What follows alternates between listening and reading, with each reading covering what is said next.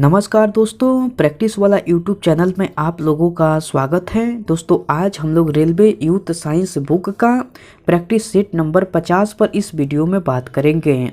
तो आप वीडियो को पूरा देखिए, आपके लिए एक एक सवाल इम्पोर्टेंट है। दोस्तों आपके एग्ज़ाम में इस वीडियो से सेम टू सेम सवाल देखने को मिलेगा, तो आप एक एक सवाल का इम्पोर्टेंट समझिए और अच्छे से तैयारी कीजिए। ओके दोस्तों, चलिए हम लोग डायरेक्ट क्वेश्चन देख लेते हैं। नेक्स्ट क्वेश्चन 1 नंबर कह रहा है कि E बराबर mc² नामक सूत्र की खोज किसने की थी। 4 ऑप्शन दिया गया है, इनमें से आपको चुनकर बताना है कि E बराबर mc² नामक सूत्र की खोज किसने की थी। तो आइजैक न्यूटन ने की थी। किसने की थी दोस्तों? तो आइजैक न्यूटन ने। ऑप्शन बी जो है बिल्कुल सही उत्तर हो जाएगा। ओके, चलिए नेक्स्ट क्वेश्चन देख लेते हैं। नेक्स्ट क्वेश्चन आपको 2 नंबर कह रहा है कि भौतिक विज्ञान की कौन सी शाखा विरामावस्था में तरल के गुण को प्रदर्शित करती हैं। तो सही उत्तर हो जाएगा द्रव स्थितिकी करती हैं। कौन करती हैं दोस्तों? तो द्रव स्थितिकी करती हैं। ऑप्शन सी जो है बिल्कुल सही उत्तर हो जाएगा। ओके, चलिए नेक्स्ट क्वेश्चन देख लेते हैं। नेक्स्ट क्वेश्चन आपको 3 नंबर कह रहा है कि सापेक्षता का सिद्धांत किससे संबंधित है। 4 ऑप्शन दिया गया है, इनमें से आपको चुनकर बताना है कि सापेक्षता का सिद्धांत किससे संबंधित है। तो सही उत्तर हो जाएगा अल्बर्ट आइंस्टीन से संबंधित है। किससे संबंधित है? तो अल्बर्ट आइंस्टीन से। ऑप्शन डी जो है बिल्कुल सही उत्तर हो जाएगा। ओके, चलिए नेक्स्ट क्वेश्चन देख लेते हैं। दोस्तों मैं उम्मीद करता हूं कि क्वेश्चन आपको अच्छे से समझ में आ रहा है। दोस्तों अगर आपको वीडियो पसंद आती है तो इस वीडियो को लाइक कर दीजिए और कमेंट करके बताइए कि वीडियो आपको कैसे लगी। दोस्तों अभी तक आप इस चैनल को सब्सक्राइब नहीं किए हैं तो प्लीज़ इस चैनल को सब्सक्राइब कर लीजिए और बेल आइकन को भी प्रेस कर दीजिए। ओके, चलिए नेक्स्ट क्वेश्चन देख लेते हैं। नेक्स्ट क्वेश्चन 4 नंबर कह रहा है कि हिस्टोग्राम का उपयोग क्या ज्ञात करने के लिए किया जाता है। 4 ऑप्शन दिया गया है, इनमें से आपको चुनकर बताना है कि हिस्टोग्राम का उपयोग क्या ज्ञात करने के लिए किया जाता है। तो हिस्टोग्राम का उपयोग ग्राफ के माध्यम से बहुलक ज्ञात करने के लिए किया जाता है। ऑप्शन सी जो है बिल्कुल सही उत्तर हो जाएगा। ओके, चलिए नेक्स्ट क्वेश्चन देख लेते हैं। नेक्स्ट क्वेश्चन आपको 5 नंबर कह रहा है कि कमानीदार तुला एक उपकरण है जिसका उपयोग सामान्यतः किसी वस्तु पर कार्य करने वाले डैश को मापने के लिए किया जाता है।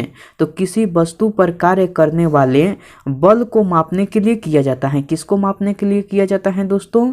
तो बल को मापने के लिए। ऑप्शन सी जो है बिल्कुल सही उत्तर हो जाएगा।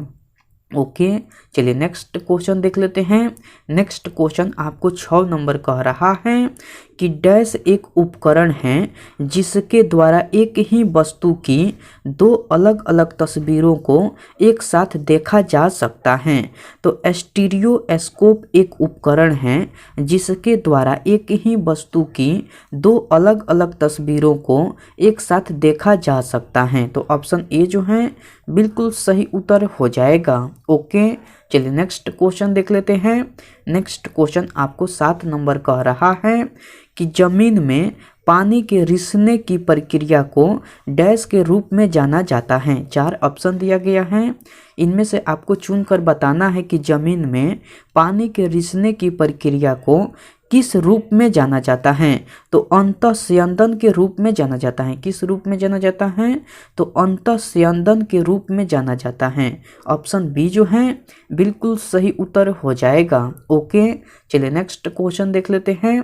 नेक्स्ट क्वेश्चन आपको 8 नंबर कह रहा है कि निम्नलिखित में से कौन सा सिद्धांत सौर ऊर्जा प्रणालियों से संबंधित है। 4 ऑप्शन दिया गया है, इनमें से आपको चुनकर बताना है कि कौन सा सिद्धांत सौर ऊर्जा प्रणालियों से संबंधित है।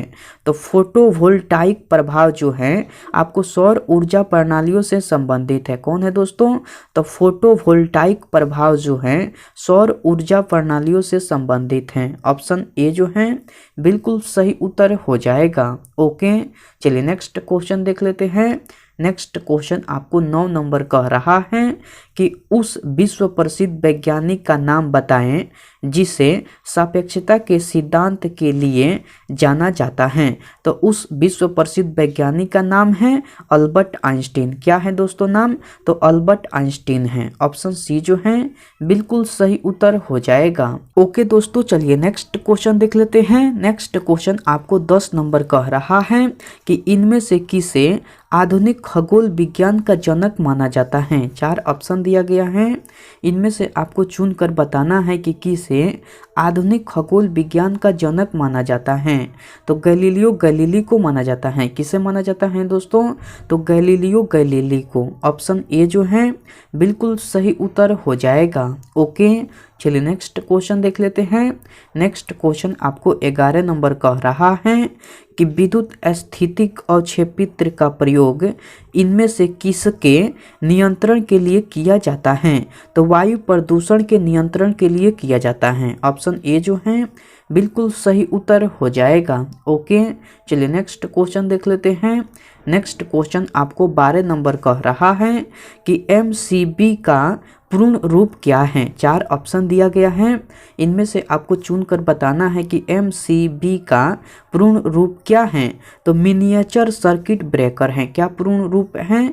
तो मिनिएचर सर्किट ब्रेकर है। ऑप्शन बी जो है बिल्कुल सही उत्तर हो जाएगा। ओके, चलिए नेक्स्ट क्वेश्चन देख लेते हैं।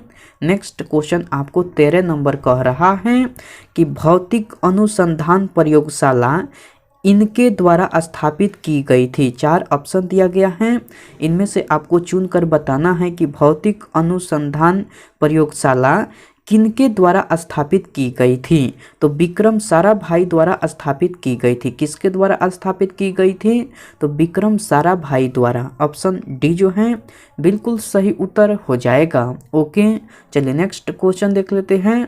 नेक्स्ट क्वेश्चन आपको 14 नंबर कह रहा है कि निम्नलिखित में से कौन सा ऊर्जा कन्वर्टर नहीं है। 4 ऑप्शन दिया गया है, इनमें से आपको चुनकर बताना है कि कौन सा ऊर्जा कन्वर्टर नहीं है। तो सादा ग्लास जो है आपको ऊर्जा कन्वर्टर नहीं है। सोलर पैनल, स्टीम इंजन और बिजली, ये तीनों जो हैं आपको ऊर्जा कन्वर्टर हैं, जबकि सादा ग्लास जो है आपको ऊर्जा कन्वर्टर नहीं है। तो ऑप्शन सी जो है बिल्कुल सही उत्तर हो जाएगा।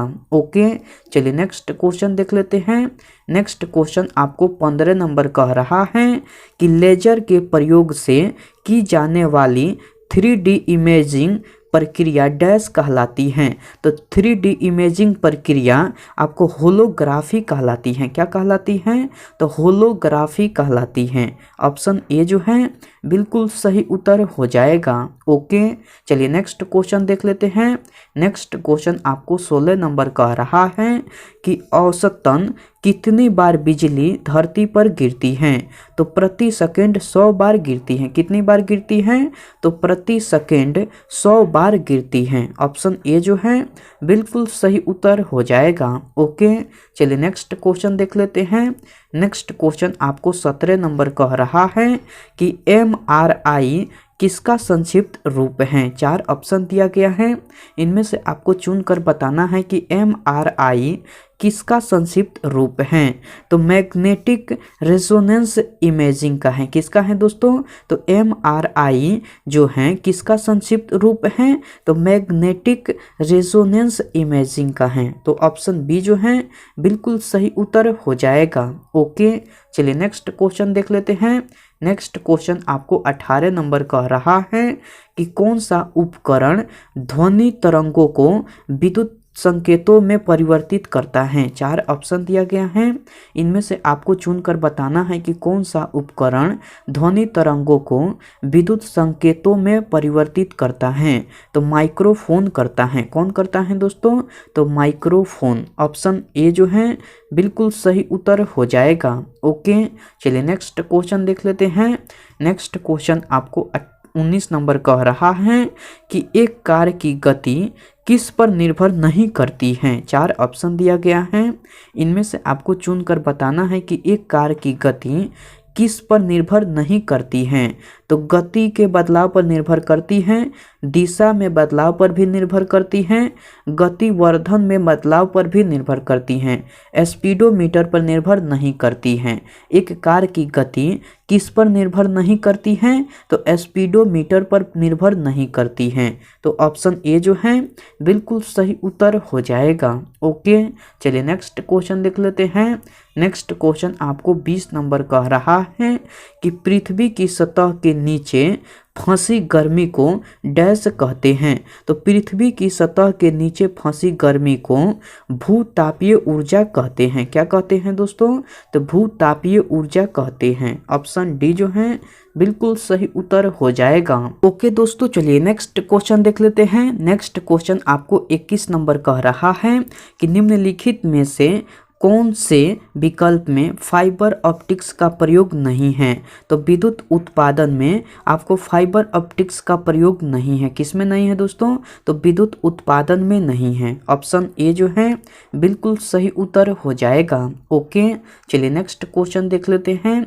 नेक्स्ट क्वेश्चन आपको 22 नंबर कह रहा है कि डैश हवा में नमी के अवशोषण की प्रक्रिया है। तो डेलक्वेशंस जो हैं हवा में नमी के अवशोषण की प्रक्रिया है। कौन है दोस्तों? तो डेलक्वेशंस जो हैं हवा में नमी के अवशोषण की प्रक्रिया है। ऑप्शन ए जो है बिल्कुल सही उत्तर हो जाएगा। ओके, चलिए नेक्स्ट क्वेश्चन देख लेते हैं। नेक्स्ट क्वेश्चन आपको 23 नंबर कह रहा है कि जीपीएस का पूरा नाम क्या है? जीपीएस का पूरा नाम क्या है दोस्तों? तो ग्लोबल पोजीशनिंग सिस्टम है। जीपीएस का पूरा नाम क्या है? तो ग्लोबल पोजीशनिंग सिस्टम है। ऑप्शन डी जो है बिल्कुल सही उत्तर हो जाएगा। ओके, चलिए नेक्स्ट क्वेश्चन देख लेते हैं। नेक्स्ट क्वेश्चन आपको 24 नंबर कह रहा है कि चंद्रशेखर सीमा किस पर लागू होती है? 4 ऑप्शन दिया गया है, इनमें से आपको चुनकर बताना है कि चंद्रशेखर सीमा किस पर लागू होती हैं। तो सितारों पर लागू होती हैं। किस पर लागू होती हैं? तो सितारों पर। ऑप्शन ए जो है बिल्कुल सही उत्तर हो जाएगा। ओके, चलिए नेक्स्ट क्वेश्चन देख लेते हैं।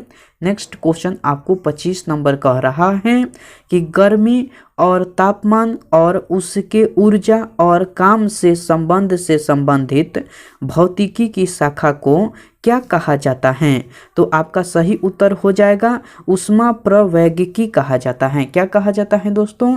तो ऊष्मा प्रवैगिकी कहा जाता है। ऑप्शन बी जो है बिल्कुल सही उत्तर हो जाएगा। ओके, आज का प्रैक्टिस सेट में इतना ही सवाल था। मैं उम्मीद करता हूँ कि सारे सवाल आपको याद हो गया होगा। दोस्तों, अगर आपको सारे सवाल याद नहीं हुआ है तो इस वीडियो को फिर से देखिए, आपके लिए एक एक सवाल इम्पोर्टेंट है। ओके, मैं आपसे नेक्स्ट वीडियो में मिलता हूँ। तब तक के लिए टेक केयर दोस्तों एंड बाय।